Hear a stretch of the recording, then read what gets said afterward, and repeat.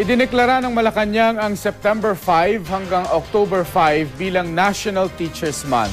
Kilalanin natin ang ilan sa mga gurong gumagabay at tumatayong pangalawang magulang sa mga estudyante.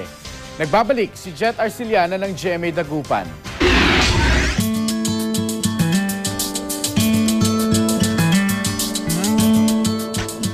Siya si Dr. Roberto Santos Jr. ng Santa Rita Elementary School sa Capas, Tarlac. Kilala siya sa kanilang paaralan bilang Teacher the Recycler. Environmentalist, ang advocacy ko talaga environment. So dito ko na-i-integrate talaga ang pagpapahalaga sa environment. Kasi through science, because we learn about animals, we learn about our environment. So dito ko na-i-integrate talaga to my pupils the love for environment. Ang kanyang silid-aralan, puno ng dekorasyon at instructional materials na gawa sa recycled products.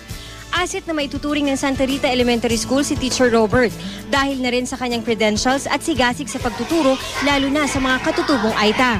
Isa siyang effective at saka efficient na teacher at saka very dedicated siya sa kanyang ginagawa.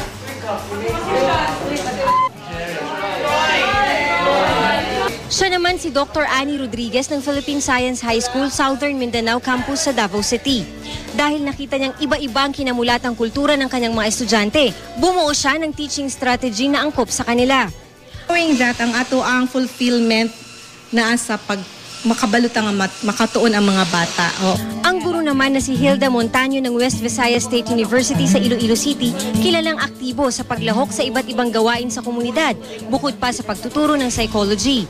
Tatlo lang sina Teacher Robert, Ma'am Annie at Ma'am Hilda sa listahan ng 10 outstanding teachers ng isang foundation.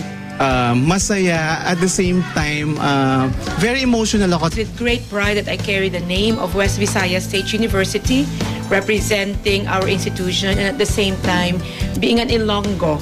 Ilan lang sila sa mga libu-libong gurong naglalaan ng oras para maihandang kanilang mga estudyante na marating ang kanilang pangarap. Kaya sa pagdiriwang ng National Teachers Month, huwag nating kalimutang pasalamatan ang ating mga guro. Jet Arciliana, Nagbabalita, Pilipinas.